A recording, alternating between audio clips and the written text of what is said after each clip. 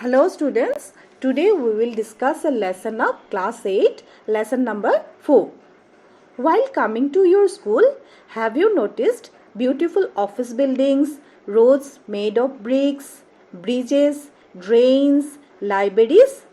Have you ever think who built all these things for all of us? Have you ever think of from where the money to build all this come? Let us learn about this. Today we will discuss the lesson Doxori learns about the Panchayat.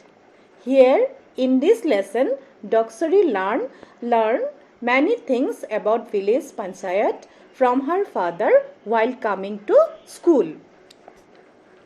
Doxori is a student of class 8 of Disangmuk Janajati High School. Her father Babu Konkimili takes her to school on his bicycle. She loves the bicycle ride for she gets to know new things every day. Doxori means a necklace of beads the missing usually wear in festival time. Doxori Disangmuk Janajati High Schooler অষ্টম শ্ৰেণীৰ এগৰাকী ছাত্ৰী। তাই সদায় তাই দেউতাক কংকি মিলিৰ লগত বিদ্যালয়লৈ যায় আৰু তাই এনেদৰে সাইকেলত উঠি গৈ খুব ভাল পায় কাৰণ প্ৰত্যেক দিনাই তাই দেউতাকৰ পৰা নতুন নতুন কথা শিকে।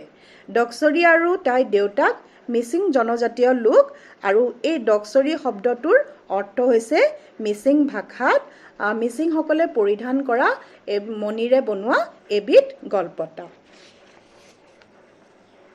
ডক্সৰি, isn't that your Panchayat office, Babu? Konkimili, yes, my child, it has got a new signboard. Doxori, but what is a Panchayat, Babu?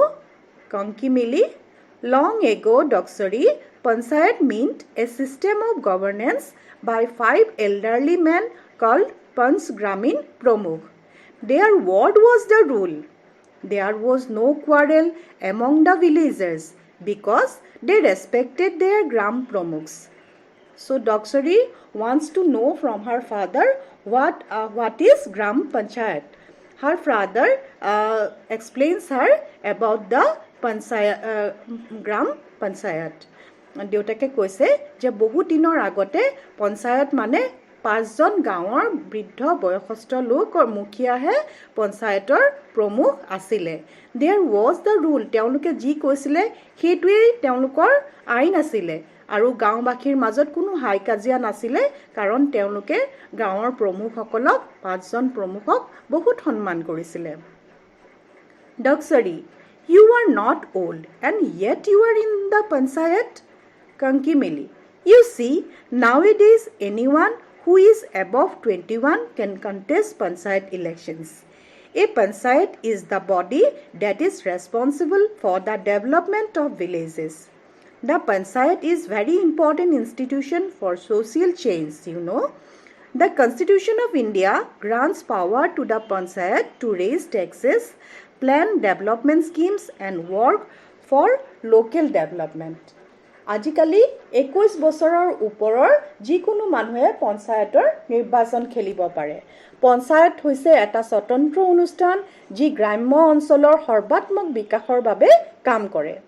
ই সামাজিক পৰিৱৰ্তনৰ এটা গুৰুত্বপূৰ্ণ অনুষ্ঠান। ভাৰতীয় সংবিধানে গ্ৰাম্য অঞ্চলৰ উন্নতিৰ ভাৰ পঞ্চায়তৰ ওপৰত ন্যস্ত কৰিছে। Doxori, what kind of work do you do, father? Konkimili, we build and repair rural roads, bridges, houses for the poor and so on. Doxori, where do you get all the money from? Konkimili, a good question. The Panchayat raises little money from taxes on vehicles, river ghats, bazaars and bills, etc.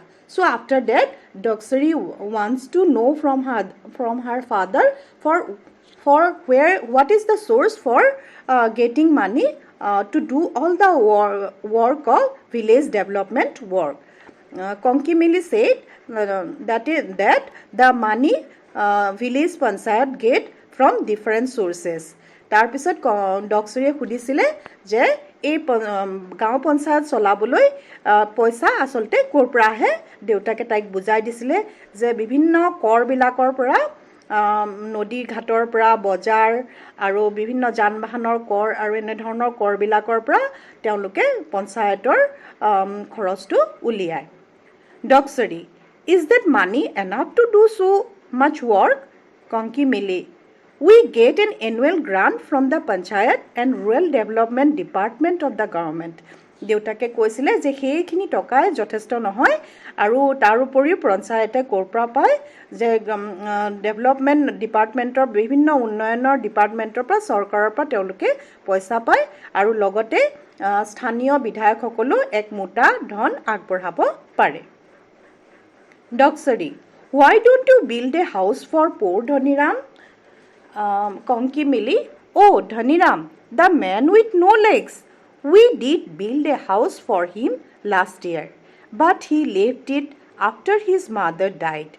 Differently able people like him need help with their daily chores, you know. ডক্টৰীয়ে সুধিছিলে যে তোমালোকে পঞ্চায়তৰ পৰা ধনীৰামৰ নিচিনা মানুহৰ কাৰণে একো কিয় নকৰা তেতিয়া দেউতাকে উত্তৰ দিছিলে ধনীৰাম যাৰ সেই ভৰিটো নাই আমি তেওঁৰ কাৰণেও এটা ঘৰ বনাইছিলোঁ কিন্তু তেওঁৰ মাক ঢুকুৱাৰ পিছত তেওঁ সেই ঘৰটোত থাকিবলৈ এৰি দিছিল কাৰণ বিশেষভাৱে সক্ষম লোকসকলক তেওঁলোকক চোৱা চিতা কৰিবলৈ আৰু লগত মানুহৰ প্ৰয়োজন ডক্সৰী বাবু please do something for the poor man. He spends the bitter cold December nights on the open veranda of our school building. Doksari requested her father to build a house for Dhaniram. Her father assures her that very soon they will do that. Konkimili, don't worry. We are building a home for people with special needs like him, so that they can live with dignity. Young people like you should do volunteer work there when you can. You will see how they learn to do their own chores and also paint, read, play games and enjoy other hobbies. You will see how such people can lead normal, happy lives and learn to be independent.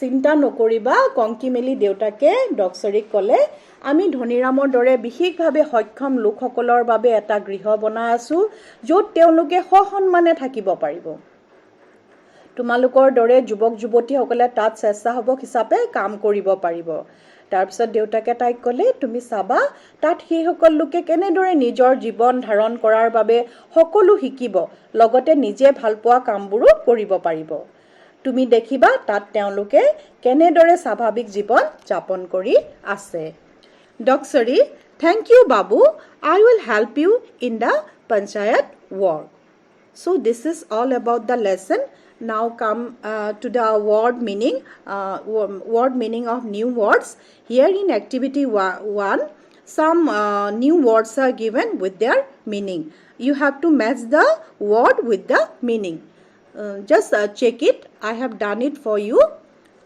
first one is institution means organization or society অনুষ্ঠান elections the exercise through which we vote for new leaders next is sincerity devotion to a purpose differently able বিশেষভাৱে সক্ষম having a physical or mental condition that makes it difficult for a person to do all the work that other people do schemes asoni plans substantial large in a size or amount brihot onko rural relating to a village or the countryside tax the money citizens of a country have to pay the government to help it to do different kind of work next word is quarrel angry dispute unfriendly relations with someone last word is governance manner of governing or ruling so after that activity 2 and 3 these are the question answer from the lesson hope you can do it yourself thank you